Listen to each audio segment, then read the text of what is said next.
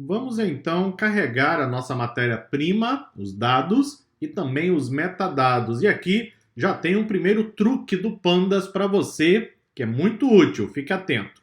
Observe o que eu estou fazendo nesta célula. Eu estou criando uma lista em Python. Como eu sei que é uma lista?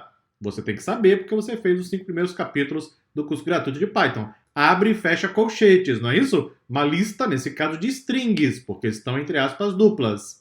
O que é essa lista de strings? Eu estou colocando aqui possíveis valores, possíveis termos para valores ausentes. Como nós já conversamos nas aulas teóricas deste capítulo, o valor ausente não é só ausência de registro, não é só ausência de dado. É, na verdade, a ausência de informação. Então, por exemplo, se eu tiver uma coluna com registros n/a, isso aqui provavelmente indica valor ausente. NA, valor ausente. NA é not available. É muito comum em datasets em inglês. E undefined é a mesma coisa. Ou seja, esses termos, eles são caracteres, são strings, mas que representam a ausência de informação, que é o conceito de valor ausente. Então, olha só o truque. Eu estou criando uma lista com esses valores, vou até criar, inclusive, e na hora que eu carregar os dados, utilizando a função readCSV do Pandas, eu vou dizer o seguinte: querido Pandas, por gentileza, quando você carregar os dados desse arquivo, se tiver qualquer um desses 3 valores, considere isso como valor ausente. E aí eu tenho o argumento, o parâmetro NEValues, que neste caso estou indicando a lista de valores. Ou seja, se por acaso, na hora que carregar os dados, ele identificar esses itens, esses termos, ele vai considerar como valor ausente. Isso é para economizar na tarefa de limpeza mais tarde. Isso é um truque, oferecido inclusive pelo Pandas. Não seria obrigatório fazer isso, muita gente não faz, inclusive. Quando você já tem um conhecimento prévio sobre os dados, você já sabe que os dados vão vir com valor undefined, por exemplo, ou qualquer outro caractere que indica a ausência de informação, você não precisa carregar os dados brutos e limpar depois. Você já pode começar isso agora, na hora que estiver carregando os dados. Ah, mas como eu vou descobrir que tem esses parâmetros na função readCSV que vão me ajudar? Você vai consultar a sua amiga. Quem é a sua amiga? Sua vizinha? Não, claro que não. Sua amiga é a documentação. Aqui está. Documentação de qualquer software é sua amiga. Foi criada para te ajudar.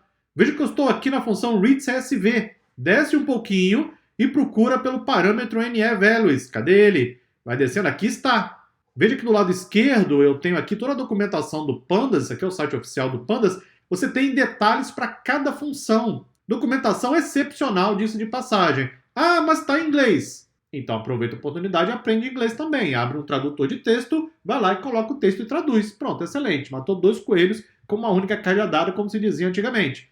Ou seja, está aprendendo sobre o parâmetro e ainda está aprendendo inglês. Excelente, excepcional. O que diz o NEValues? São strings adicionais para reconhecer valores NA e NaN.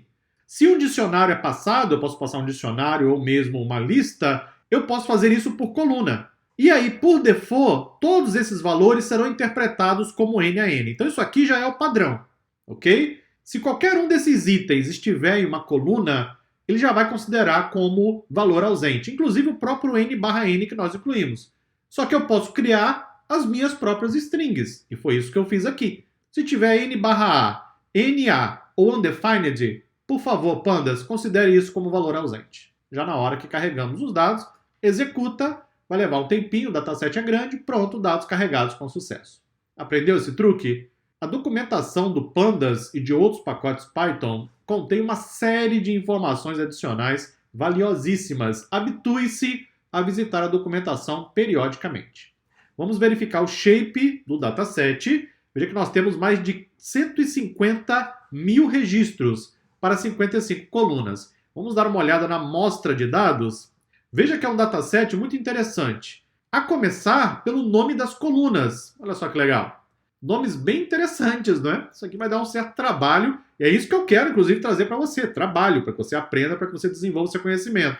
Esses nomes de colunas aqui é o que está na fonte de dados. Então, nós temos que lidar com isso, eventualmente modificar os nomes, fazer algum tipo de alteração e assim por diante. E veja que eu tenho dados NaN, eu tenho valores numéricos, eu tenho strings, um dataset muito próximo da realidade, daquilo que nós encontramos todos os dias. Vamos agora carregar o dicionário. Veja que eu estou usando a função read Excel, hein? Aqui em cima, eu usei o read CSV porque o arquivo é CSV. Agora, como o arquivo é XLSX, que é planilha Excel, eu utilizo o read Excel. Executa. Vamos dar uma olhada no shape. Tenho 56 registros para 2 colunas. E então vamos dar uma olhada na amostra de dados. O que eu tenho aqui na prática? A descrição de cada uma das colunas. É para isso que serve o dicionário de dados. Ou seja, no dataset estão os dados propriamente ditos. No dicionário é uma descrição para cada uma das colunas. Só que eu não sei se você percebeu, tem uma coisa interessante aqui. No dataset diz que nós temos 55 colunas. No dicionário diz que nós temos 57 colunas. E agora? Interessante, hein? No próximo vídeo eu trago mais detalhes para você. Até lá!